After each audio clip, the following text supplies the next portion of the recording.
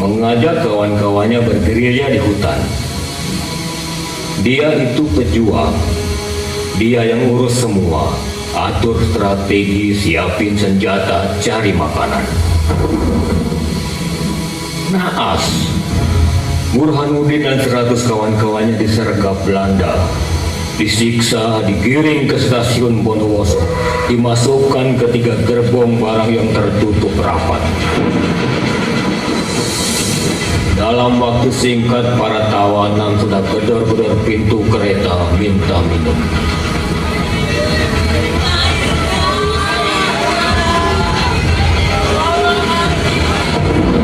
Ada air, adanya peluru. Mau minum peluru? Tawanan satu persatu bermunculan.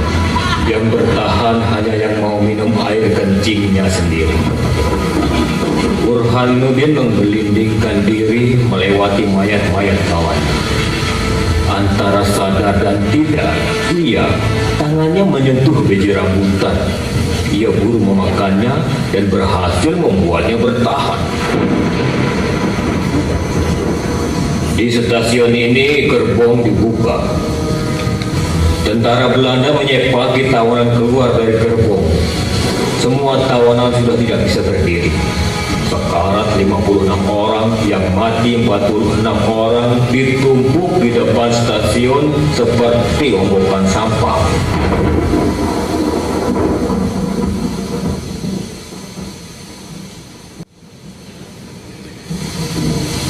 Tragedi-tragedi biadab seperti itu ratusan tahun membelenggu Nusantara. Rasa sakit dan derita yang mereka tanggung adalah rahim dari mana bangsa ini dilahirkan, di mana kita sekarang bisa melakukan apa saja, termasuk berkhianat atas pengorbanan yang mereka berikan. Dasar negara kita, konstitusi kita berpijak pada ketuhanan yang Maha Esa. Mereka tukar. Mereka jadikan liberal kapitalis. Dan kalau melihat apa yang kasat mata kita saksikan sekarang di negeri ini, bukan mustahil.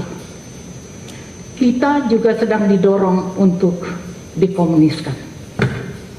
Rakyat adalah tangan-tangan yang terangkat ke langit menggapai harapan. Tahu apa yang paling Ibu Umi risaukan sekarang ini? Kalian, generasi kalian di luar sana, ada jutaan generasi muda sepantaran kalian sedang berpesta, dipakaikan jaket, dikasih atribut, dipakaikan topi, dijadikan penggembira dan buser, memuja-muji calon presiden yang mereka bahkan belum kenal. Menghancurkan satu bangsa mudah, lumpuhkan generasi mudanya. Mereka dengan segala cara akan menanamkan di dalam diri kalian keraguan, rasa rendah diri, percaya berlebih, cepat puas. Jadi Umi minta tolong baca Undang-Undang Dasar 45 yang asli dengan hati dan pikiran jernih. Lalu baca juga yang sudah mereka rusak. Bandingkan sampai kalian betul-betul paham di mana letak dan tingkat kerusakannya supaya tidak terulang kembali. Setiap jengkal tanah di negeri yang diberkahi Allah ini milik kalian. Dijaga, dirawat, dihormati. Jangan lagi ada drama-drama investasi asing, drama-drama ibu kota. Kita tidak butuh itu. Dan kita tidak berhak membiarkan saudara-saudara kita mayoritas saudara-saudara kita akibat dari perusakan Undang-Undang Dasar menderita di depan mata kita. Jadi kita harus segera menyelesaikan ini. Kita harus bangkit, kita harus bangunkan saudara-saudara kita, berjuang bersama, kembalikan harkat bangsa ini. Itu yang harus segera kita lakukan. Tahun 1992 sampai tahun 2000, penyelenggara negara, tahu ya, kalau penyelenggara negara itu ada eksekutif, yudikatif, sama legislatif, ya kan? Beramai-ramai dengan LSM, dengan ahli-ahli, ahli tata negara, ahli hukum, ahli apa saja, beramai-ramai kompak merusak Undang-Undang Dasar 45. Nilai-nilai Pancasila yang harusnya ada di batang tubuh Undang-Undang Dasar mereka buang, mereka ganti dengan neoliberalisme, kapitalisme, individualisme, dan seterusnya. Perbuatan durhaka itu terjadi di Senayan, di rumah rakyat. Sampai hari ini, berarti itu kan 2002 ya, sampai hari ini, itu artinya sudah 20 sekian tahun, tidak satu orang pun dari yang merusak Undang-Undang Dasar itu yang punya nyali mengakui dan minta maaf pada rakyat. Tidak ada, tidak satu orang pun. Jadi kalau kelak kalian jadi pejabat, jangan sekali-kali kalian minder di depan orang asing. Karena yang merencanakan semua ini international regime. Ya, jangan minder di depan orang asing. Orang yang minder di depan orang asing itu adalah orang yang masih belum cerdas. Kita harus sadar betul, Barat dengan kita itu dua hal yang bertolak belakang. Barat itu lahir sebagai apa ya, objek dominasi dan eksploitasi, sementara kita lahir dari bersatunya bangsa-bangsa Nusantara, ya kan? Beda ya, dua hal yang berbeda. Jadi hal ini yang harus kita sayangkan. Kenapa kita ikut-ikutan one man, one vote? Apa? Itu bukan urusan kita. Itu yang bikin kita jual beli suara. Itu jual beli suara. Jadi aku minta dengan sangat, siapapun kita, dimanapun kita, marilah kita punya kesadaran bahwa ini bukan soal menang atau kalah. Kita tidak berperang dengan saudara-saudara kita. Saudara-saudara kita ada yang sedang lupa, diingatkan, ditegur. Kita tidak perlu perang sama dia. Tapi ini harus diperbaiki. Kita nggak bisa terus-menerus seperti ini. Kalau kita terus-menerus seperti ini, Allah itu akan marah sama kita karena kita tidak melakukan apa yang harus kita lakukan atas apa yang diberkahkan kepada kita.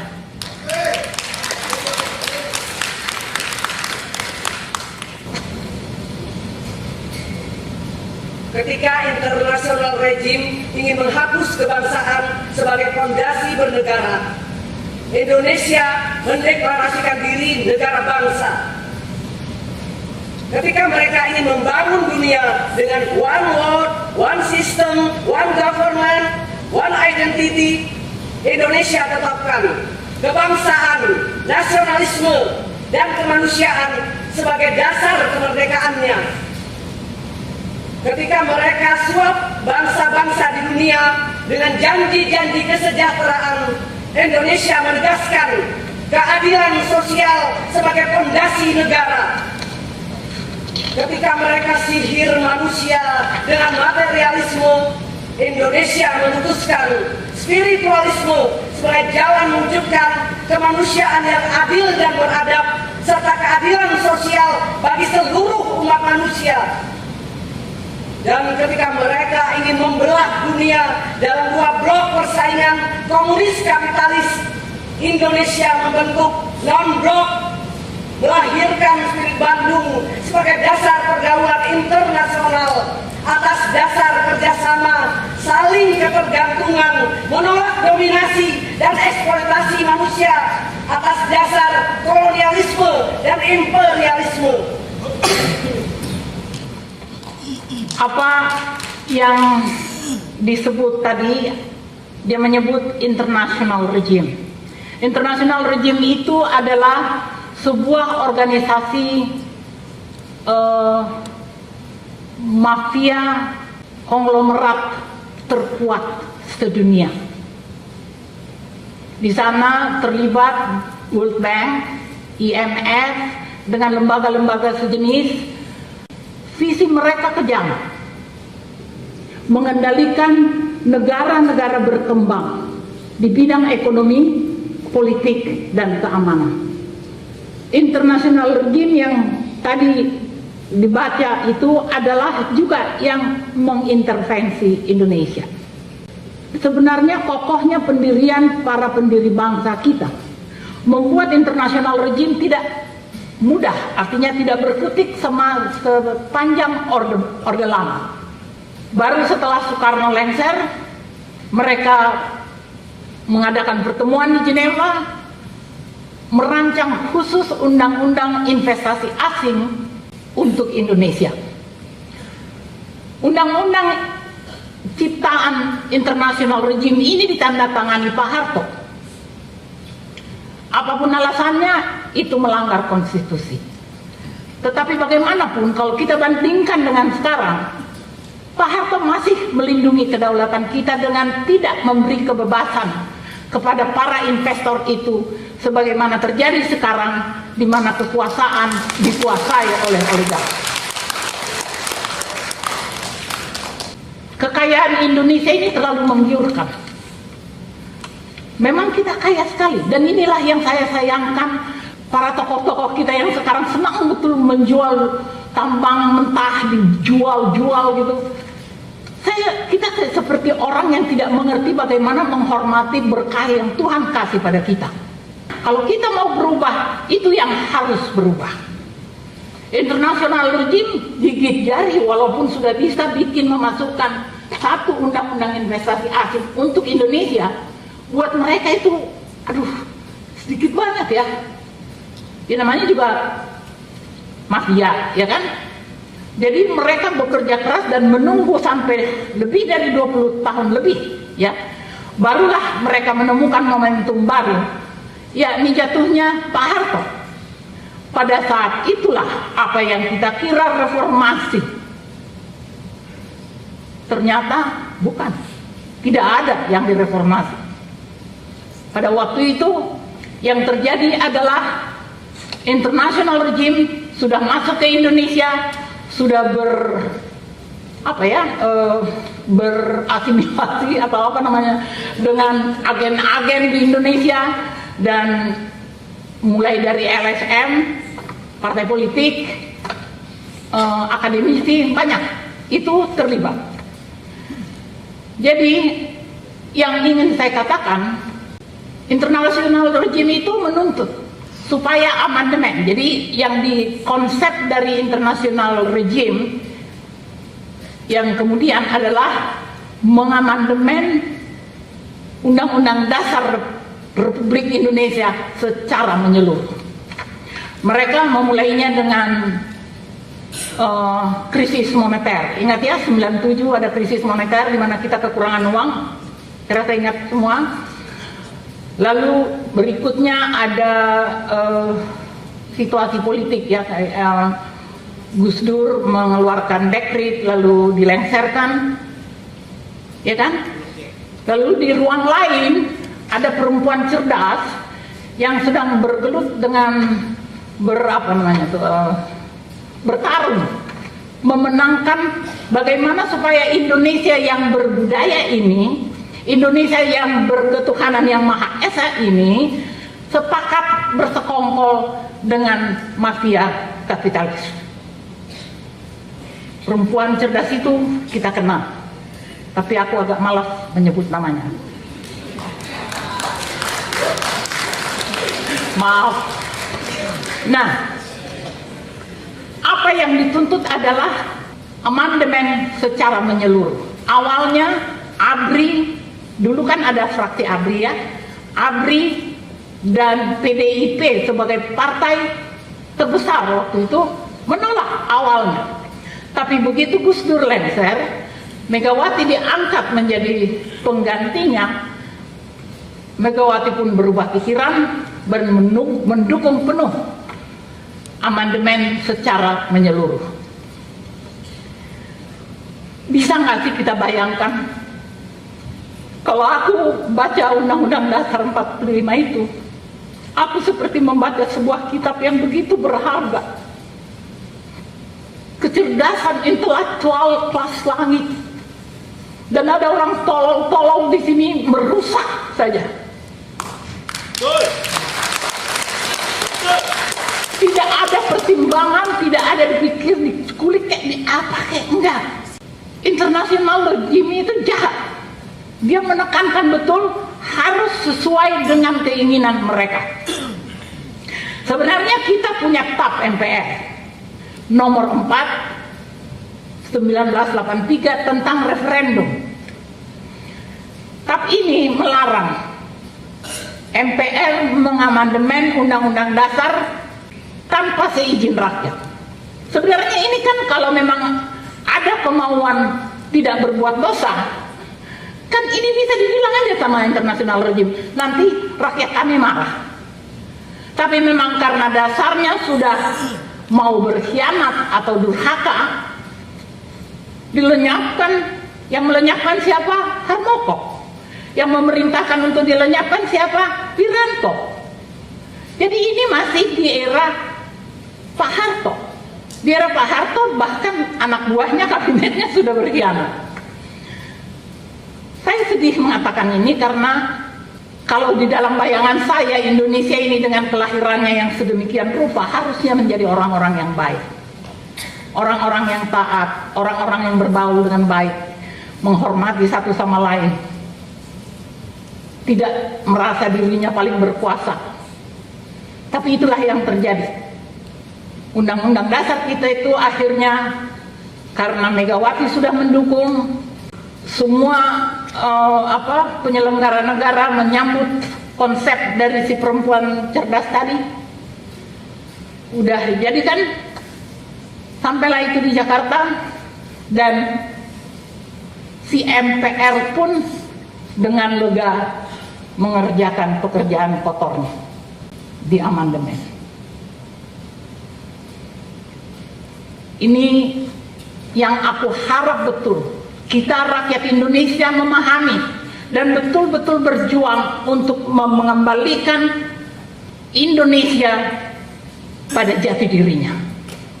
Kembalikan bangsa ini pada jati dirinya. Kalau tidak, aku ini hafal aja enggak, tapi aku ngotot bikin ini karena aku tidak mau anak cucuku kelak tersesat di negeri yang dia tidak kenal. Dan ini tanggung jawab kita semua, bukan hanya tanggung jawab saya loh. Ada satu hal yang sangat tidak bisa termaafkan di hati saya. Untuk menutupi durhaka yang berlangsung di MPR, mereka menciptakan 3 kerusuhan. 98 kerusuhan Poso, 99 kerusuhan Ambon, 2000 bom Natal. Kenapa? Nggak yakin.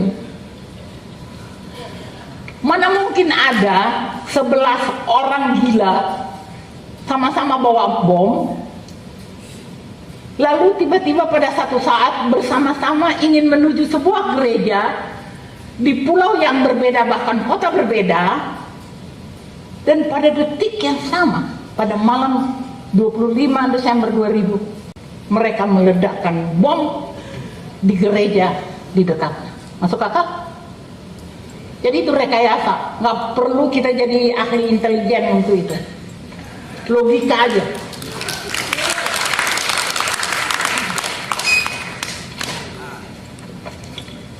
Aku mau ke situ pidato, boleh? Boleh.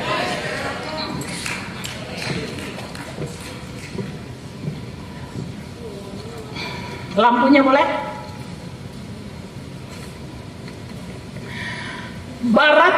Barat berhasil menyulap bangsa ini jadi liberal kapitalis karena suap. Ini akan terus saya ulang, karena suap.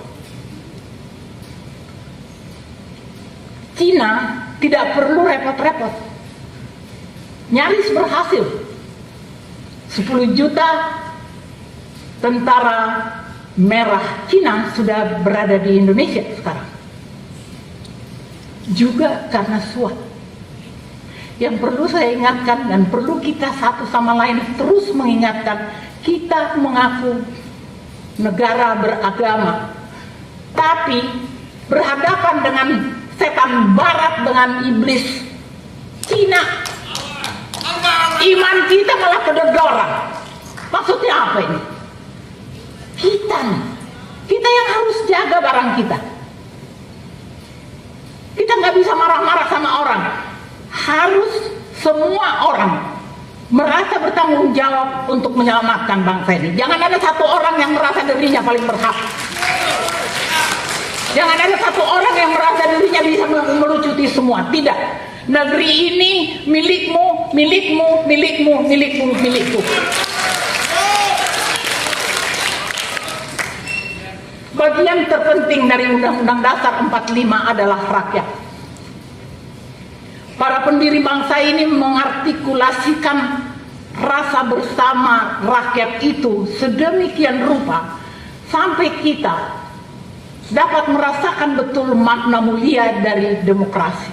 Demokrasi kita, demokrasinya Indonesia, demokrasi Pancasila. Bahwa berdemokrasi adalah semua diwakili, bukan cuma semua dipilih. Diwakili.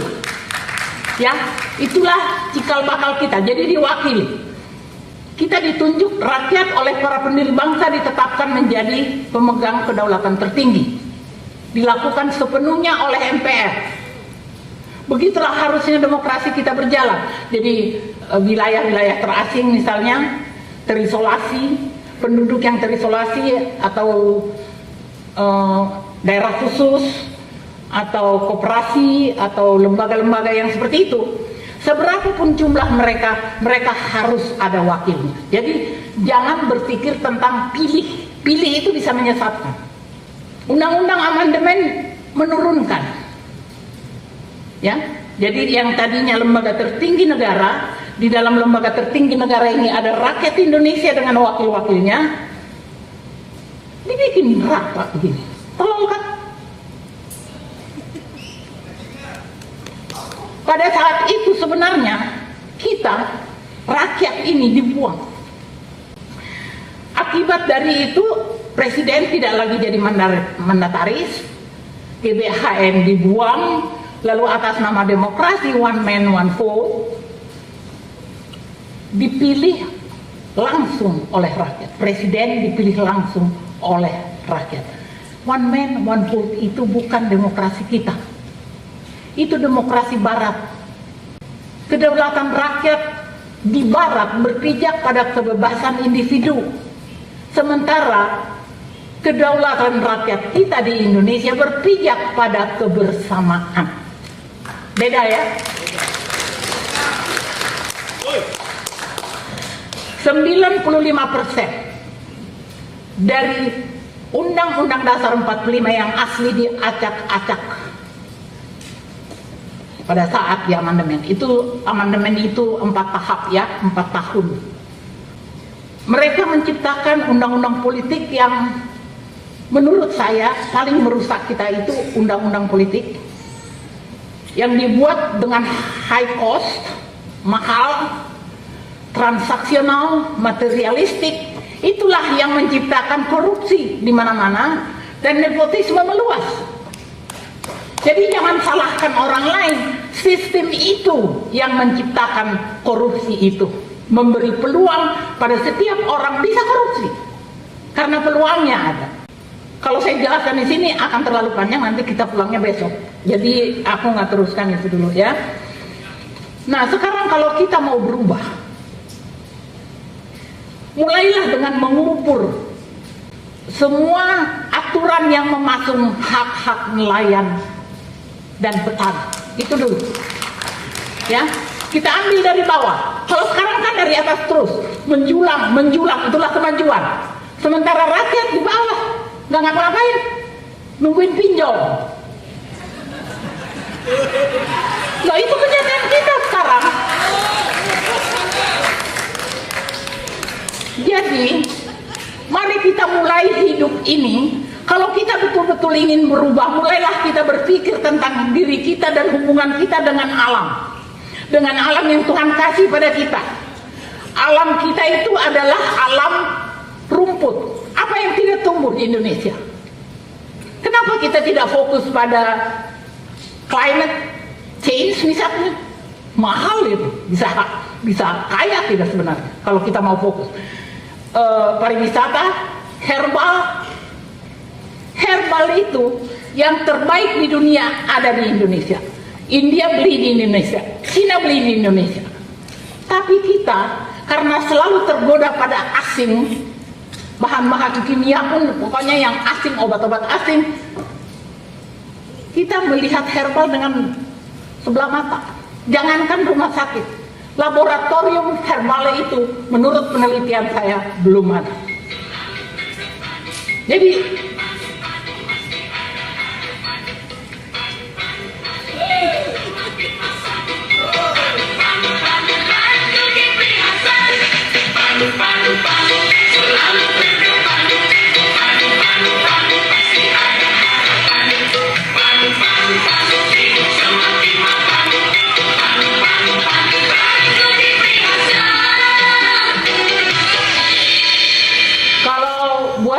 partai itu berbohong tuh soal biasa.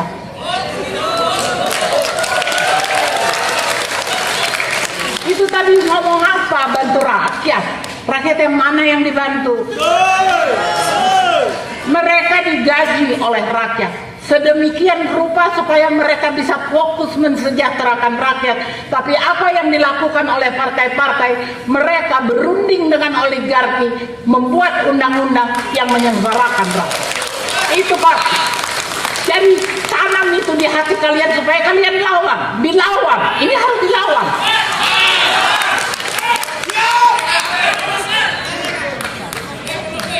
...22 tahun partai-partai politik merampoki hak-hak rakyat. Intelektual, budayawan, akademisi diam. Itu loh kondisi kita juga. Diam. Bahkan sebagian mendukung penguasa menjadi kaki tangan, ikut membungkam mulutnya mahasiswa. Itu juga persoalan. Jadi politik ini bagaimana caranya ya? Kalau nggak ada partai politik, kenapa nggak sih? Nggak kan? Pasti ada jalan keluar daripada jadi maling dan merampoki hak kita.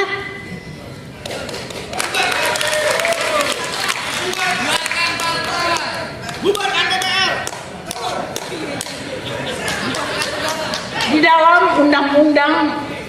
dalam undang-undang ekonomi versi Undang-Undang Dasar 45 yang asli, ya, ada terkandung doktrin, ada 2 doktrin di dalam undang-undang itu, yaitu doktrin kebangsaan dan doktrin kerakyatan, ya. Jadi itu resep utamanya.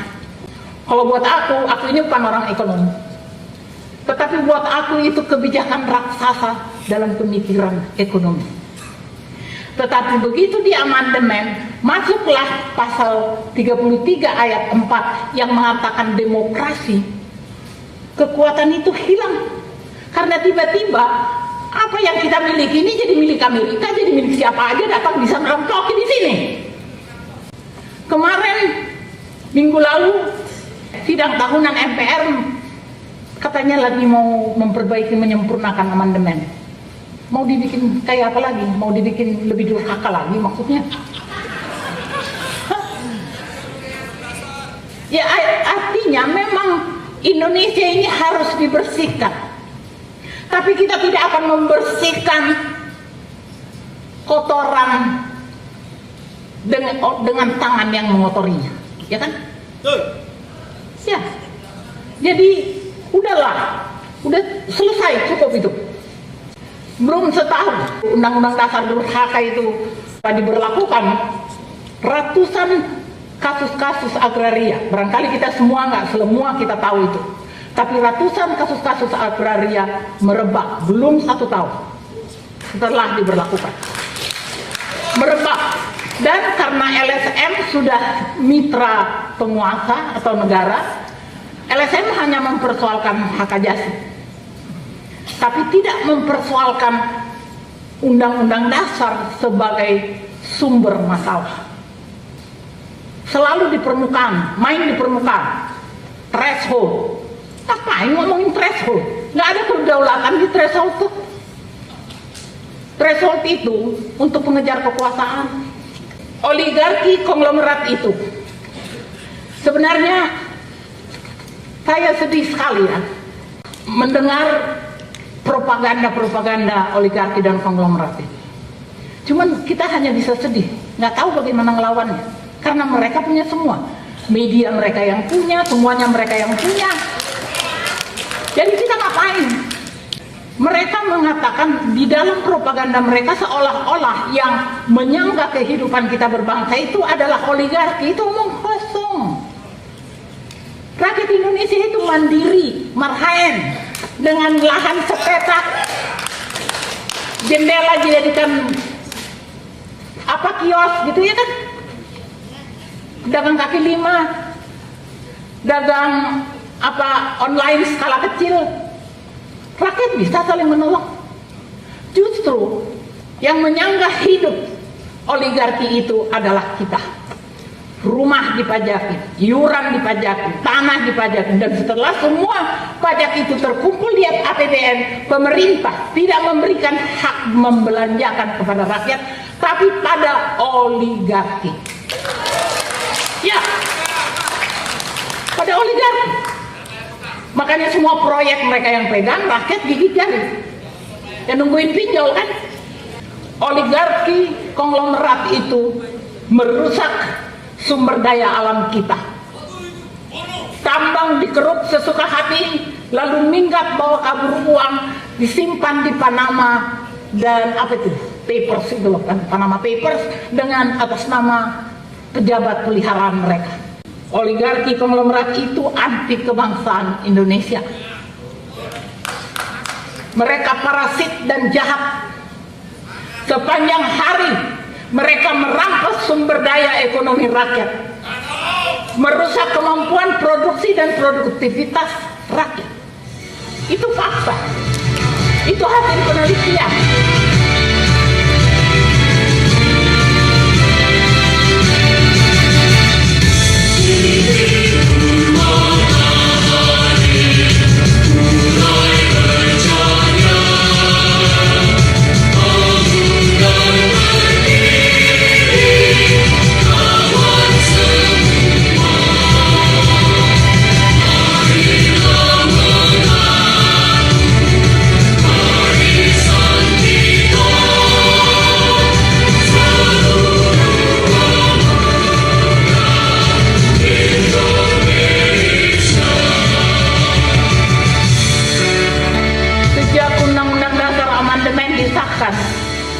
Departemen Pendidikan dan Kebudayaan itu paling banyak dijahili orang-orang yang punya kelakuan kebiasaan politik menyimpang.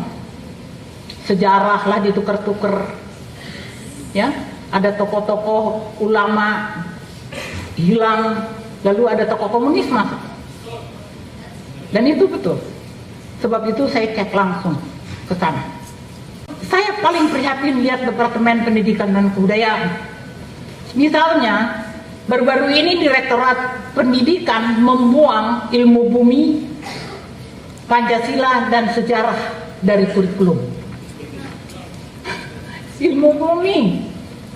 Terus bagaimana anak yang lahir di Ternate tahu bahwa saudaranya ada di Aceh, ada di Sumatera, ada di Riau, ada di mana-mana, kalau dia nggak pernah belajar ilmu bumi? Itu menteri bercanda atau kurang ajar?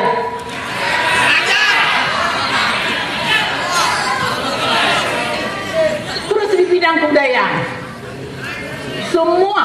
semua seni murni dikeluarkan. Sekarang seni murni tidak ada di Departemen Kebudayaan, Direktorat Kebudayaannya Departemen Kebudayaan. Tidak ada. Karena dibuang. Seni murni dibuang kecuali film dan media baru. Genit kan? Genit gitu. Maksudnya apa coba? Jadi sastra, drama itu nggak ada. Tentang ujian nasional. Ya, ini perlu saya katakan karena banyak pro kontra tanpa tahu apa sebenarnya hakikat dari pentingnya kita punya ujian nasional. Pemerintah mengupayakan penyelenggaraan satu sistem pendidikan. Itu perintah konstitusi. Jadi seluruh pamong pendidikan harus tunduk. Kenapa? Karena kita ini bineka. Kebinekaan kita itulah yang membuat kita mutlak memiliki satu sistem pendidikan. Untuk apa? Supaya kita bisa memantau atau kita bisa memastikan bahwa transformasi ya maksudnya ya. Jadi transformasi dari kebinekaan ke ketunggawikaan itu betul-betul menjadi tanggung jawab dari pendidikan. Jangan nanti kita ngomong kita ada 520 suku dan kita mengatakan kita bineka, tapi kita tidak tahu kebinekaan kita itu seperti apa sebenarnya. Dan juga sebenarnya kalau kita mau jujur, dulu ujian nasional itu sebenarnya diprotes tidak hanya karena apa-apa, karena memang masih banyak bocor, masih ada yang curang, masih ada jawaban beredar. Jadi kalau menurut saya sih, hal lain, ini kalau buat saya pendidikan ini sangat penting. Karena kita mau kemana kalau tanpa pendidikan yang baik? Mau kemana kita bawa anak-anak kita kalau pendidikan kita tidak betul? Jadi jangan ujian nasional itu dimusuhi tanpa dasar. Dasarnya yaitu karena kita bineka, jadi kita berharap dengan transformasi satu sistem pendidikan ini terjadi, anak-anak negeri ini akan mencintai Ibu Pertiwi, menghormati bangsanya, ya, rasa nasionalismenya akan tumbuh. Dan kita juga jangan selalu berpikir tentang masa depan. Dulu Pak Harto menggagas wajib belajar. Tiba-tiba menteri yang aneh sekarang merdeka belajar merdeka tapi itu kegenitan apa coba? Dan itu membuat banyak orang, kepada saya saja, saya ini bukan ahli pendidikan, orang mengeluh sama saya banyak. Karena jadi compang-camping, tidak ada runutan. Saya tidak paham itu. Tapi kalau saya mau mengoreksi, ini juga akibat dari Undang-Undang Dasar kita juga. Karena sekarang ini kalau pilih menteri, ya pilih yang bayar, yang ngasih, yang mendukung lo jadi presiden. Ya kan? Gak penting dia piawai apa enggak, ngerti pendidikan apa enggak. Yang penting dia nyumbang. Aku nggak nyumbang. Yang penting aja. Kepada semua lembaga negara, lembaga pendidikan, lembaga apapun di Republik ini, aku ingin mengingatkan satu hal: hargai sejarah, hormati sejarah, jangan mentang-mentang. Hari lahirnya Pancasila bukan 1 Juni tetapi 18 Agustus 1945. Jadi kalau kalian melihat ada catatan itu di mana-mana, tolong, itu salah besar.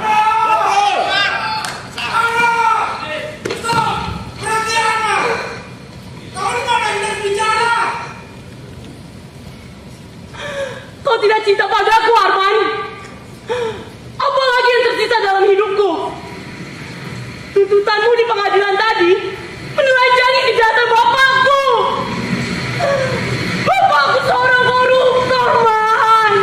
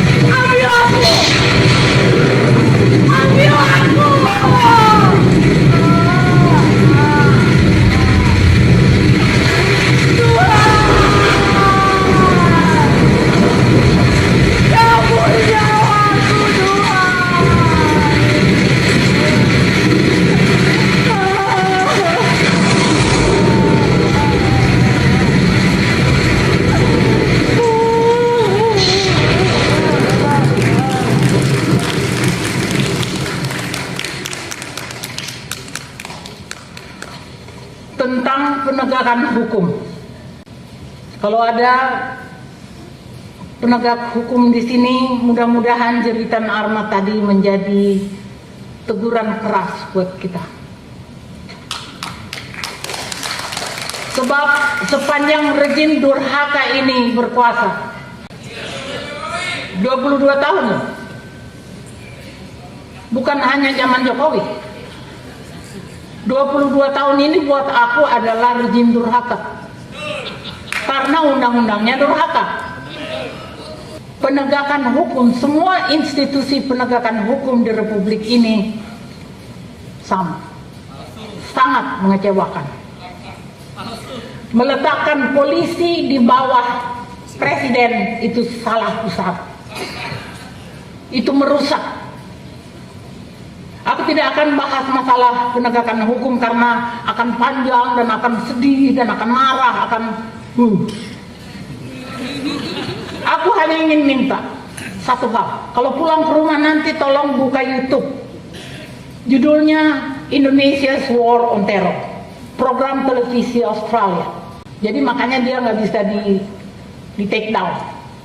Jadi Anda bisa nonton bagaimana di Indonesia ini 80% atau lebih dari 80% terorisme adalah rekayasa.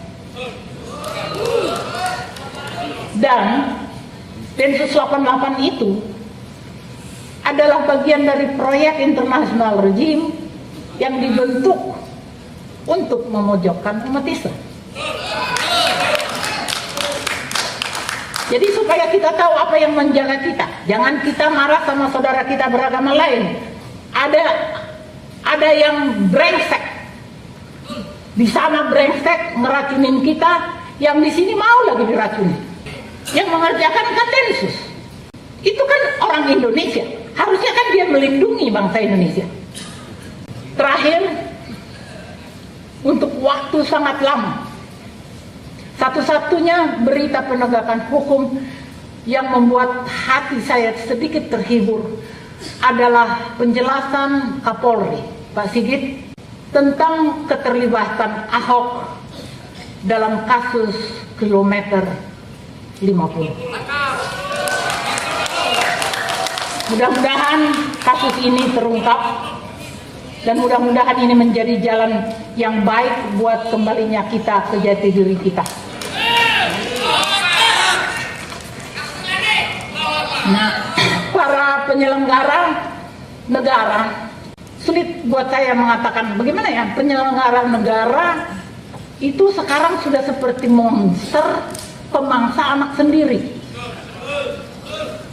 Penyelenggara negara itu digaji rakyat untuk membuat rakyat nyaman, sejahtera, tidak perlu harus punya mobil setiap orang, tetapi sejahtera. Itu pun tidak terjadi.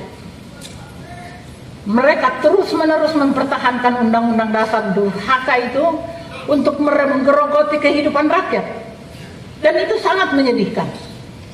Dan buat aku tidak tahu apakah mereka mengerti Arma seperti Arma tadi, Arma-Arma yang lain itu adalah korban dari kedurhakaan mereka. Dominasi asing atas negeri tercinta.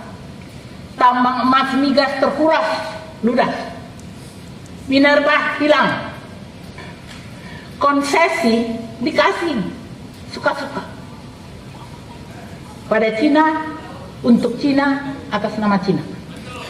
Betul kan? Itukah durhaka yang ingin terus kalian pertahankan? Negara dengan ekonomi gali lubang, tutup lubang. Negeri kaya laut, impor garam. Negeri kaya padi, impor beras. Janji kesejahteraan dibayar dengan hutang. 7.000 triliun itu bukan catatan atau tulisan di kertas yang bisa disetip. Itu uang yang akan menjadi beban dari rakyat Indonesia yang sudah sekian lama dimiskinkan. Kalian merusak bangsa ini habis-habisan. Kalian jadikan negara koruptor, negara oligarki konglomerat, jabatan kalian lelang, hukum kalian perdagangkan, demokrasi musyawarah mufakat kalian tukar dengan demokrasi jual beli suara rakyat, hilang dimakan setan. Kalian bilang kesehatan utama, maka rakyat harus sehat. Aku mau tanya sekarang, BPJS itu jaminan kesehatan atau asuransi? Jawab yang benar. Asuransi. Ya, asuransi.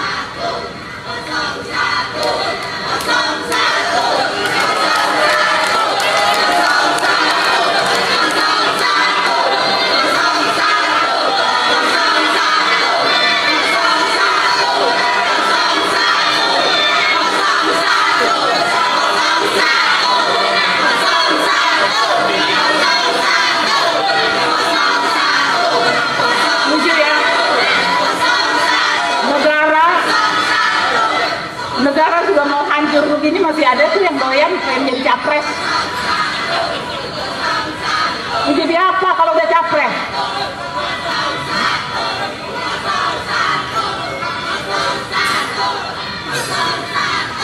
Ini capres ini ada 10 juta tentara merah Cina yang harus diusir dari Indonesia, menhannya malah nyapres. Salah nggak sih? Aku yang salah atau dia yang salah? Terus ini nih,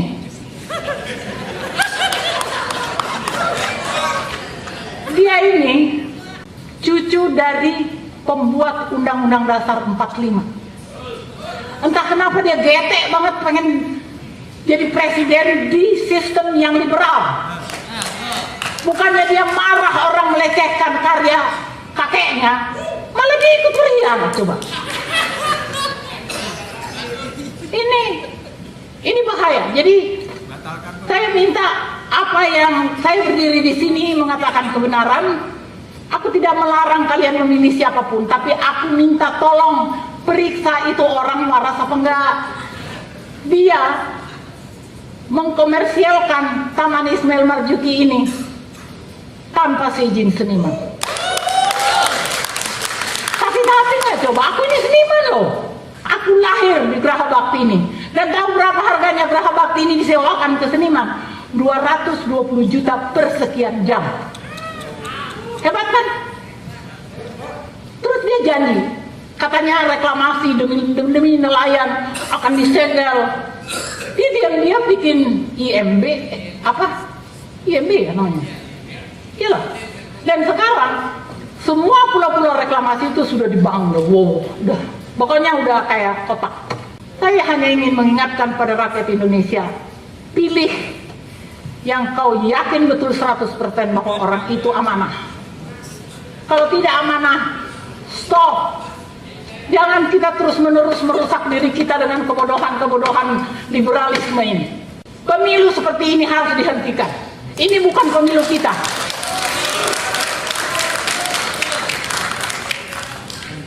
Kalau yang wah, aku nggak ikutan ya, aku nggak ikutan.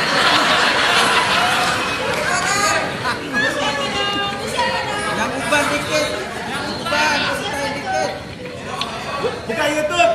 10 Desember tahun 98 saya diundang Perdana Menteri Prancis untuk memberikan pidato pada sebuah acara peringatan Hari Human Rights ke-50. Di samping saya duduk Dalai Lama. Tahu Dalai Lama kan?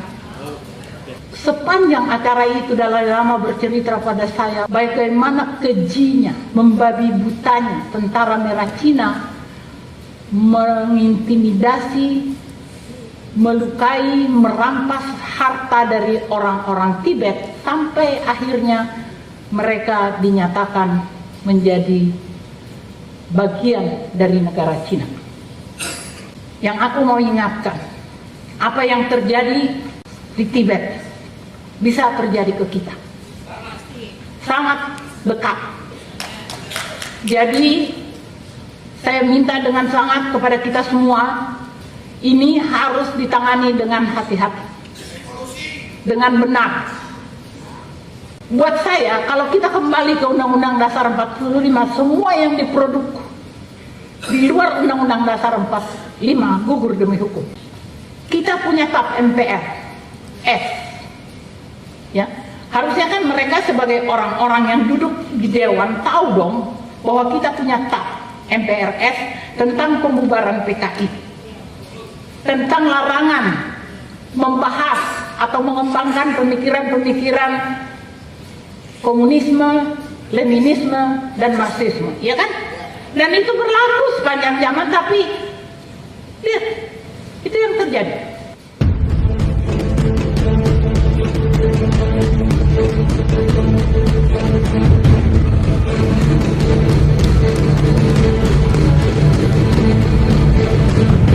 Indonesia menerima bantuan dari Cina.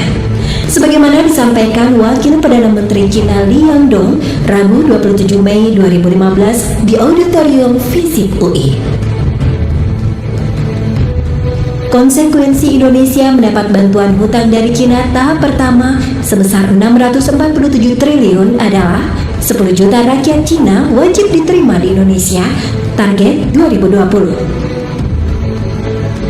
Dubes Cina menyampaikan, per tahun rakyat Cina masuk ke Indonesia itu 2 juta, 2020 genap 10 juta. Mereka di permukaan mengaku buruh, tapi mayoritas adalah tentara merah. Pemerintah bahkan menyiapkan 19 bandara menyambut 10 juta rakyat Cina daratan itu dan mengubah kiblat ke Cina. Seperti terungkap di nota diplomatik kode referensi Beijing 1448. Cina akan bikin akselerasi percepatan membuat Indonesia negara sekuler.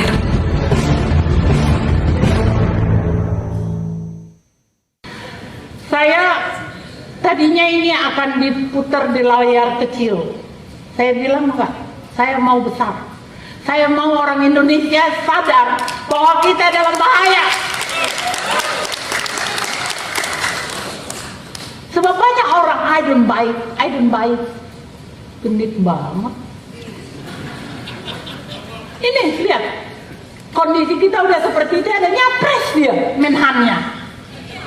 Menteri Pertahanan aku udah beli alutsista sebegitu banyak, bukannya nembakin orang terlarang gitu. Kalau dia nyapres.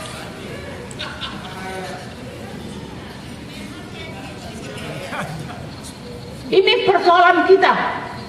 Ini persoalan kita hari ini, dan kalau tidak segera kembali ke Undang-Undang Dasar 45, kita akan habis.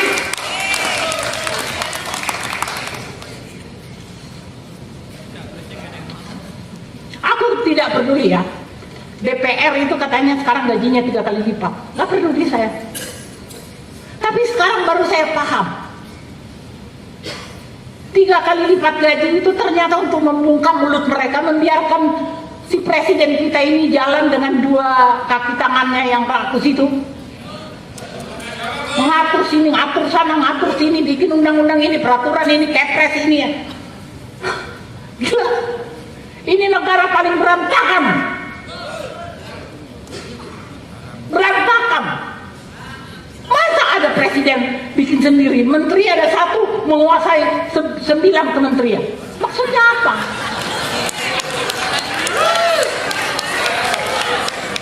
Iyalah, kalau kita diamkan ini, yang salah juga kita, ya kan? Negara ini punya kita, bukan punya mereka. Mereka itu cuma maling.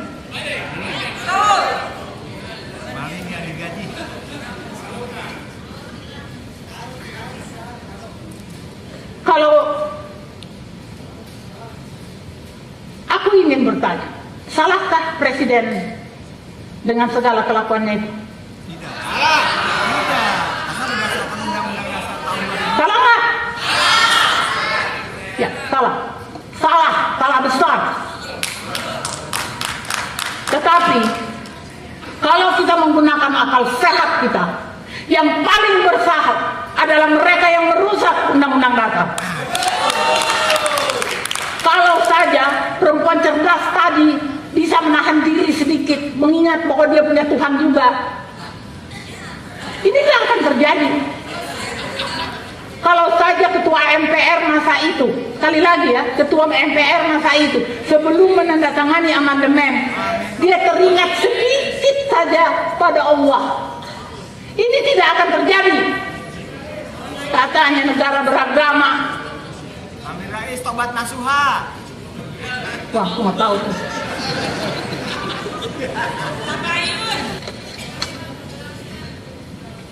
Bangsa ini memang harus dibersihkan, tapi tidak dengan tangan yang mengotorinya. Ketika kalian, ya, yang saya ini bicara ini yang merusak itu. Ketika kalian melenyapkan TAP MPR nomor 4 1983 tentang referendum agar kalian dapat mengacak-acak Undang Dasar 45, tanpa kalian sadari, kalian mengkudeta konstitusi dan memakar rakyat Indonesia. Rakyat Indonesia itu adalah pemegang kedaulatan tertinggi. Mau dimakar, mau diapain, dimiskinkan, tetap aja pemegang kedaulatan tertinggi. Ya ingat ini. Karena tanpa rakyat tidak ada negara. Jadi aku bersama teman-teman seperjuangan sudah mempersiapkan pemerintahan transisi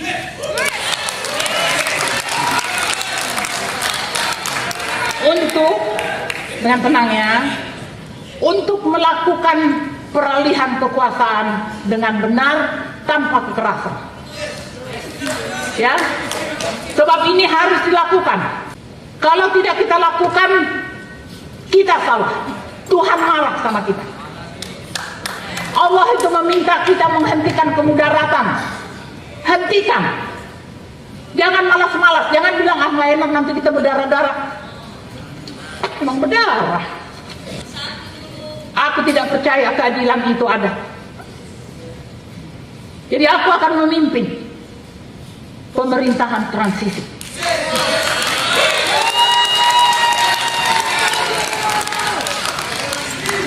Aku tidak percaya keadilan itu ada. Aku tidak percaya kebenaran itu nyata. Aku tidak percaya kebebasan milik manusia kecuali aku menyentuh dengan tanganku sendiri. Ketika kalian memalingkan muka dari rakyat, memilih tunduk pada kapitalis barat dan komunis Cina, membiarkan rakyat miskin berbaris sepanjang sejarah, memekik-mekik memanggil dirinya demi Allah, aku tidak akan tinggal diam. Belum 2 tahun setelah kalian durhakai Undang-Undang Dasar 45, Allah sudah mengirim tsunami bergeming. Kalian tidak peduli, maka terjadilah tsunami di Lombok, terjadilah tsunami lagi di Palu. Kita ini seperti orang yang tidak tahu bahwa kita ini nggak ada di sini kalau bukan karena Allah. Kita nggak mungkin ada di sini, ya kan? Aku tahu banyak orang tidak suka sama aku karena aku cerewet. Tapi aku ada di sini karena Allah meminta aku membicarakan, mengungkapkan kebenaran. Harus setiap mulut itu mengungkapkan kebenaran, menghentikan kemudaratan yang terus-menerus diproduksi. Hentikan. Aku tidak takut. Mau ada yang nembak aku dari situ, silakan. Aku tidak takut. Bagiku, tragedi paling menakutkan dalam hidup bukan kematian, tapi rasa takut akan gagal. Jangan pernah takut. Sebelum kamu lakukan, jangan pernah takut. Dengan sikap itu, aku akan mengirim surat ke semua lembaga-lembaga puncak dunia, ke semua gerombolan mafia kapitalis,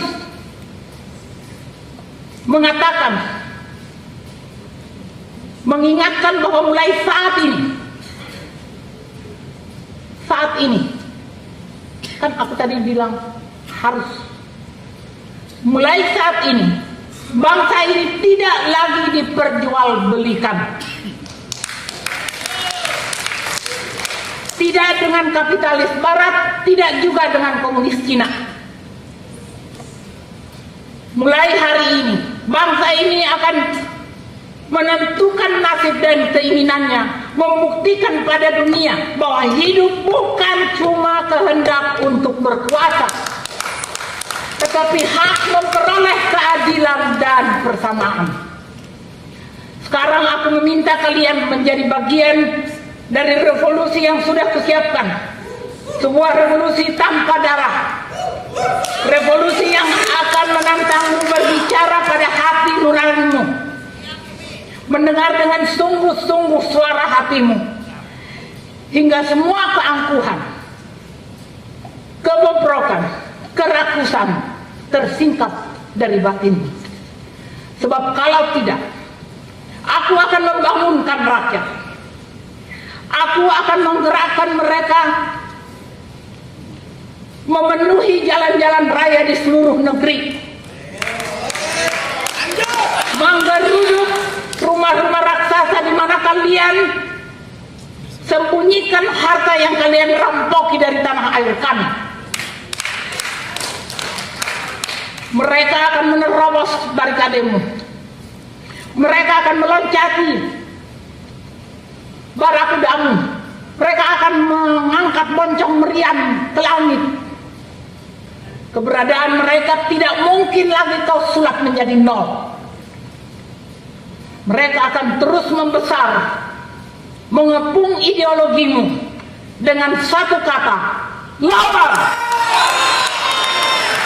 Maka kami telah memutuskan lawan. Kami menolak sejarah yang diputar balikan. Kami menolak mitos-mitos kemakmuran. Kami menolak hidup di atas bangkai manusia.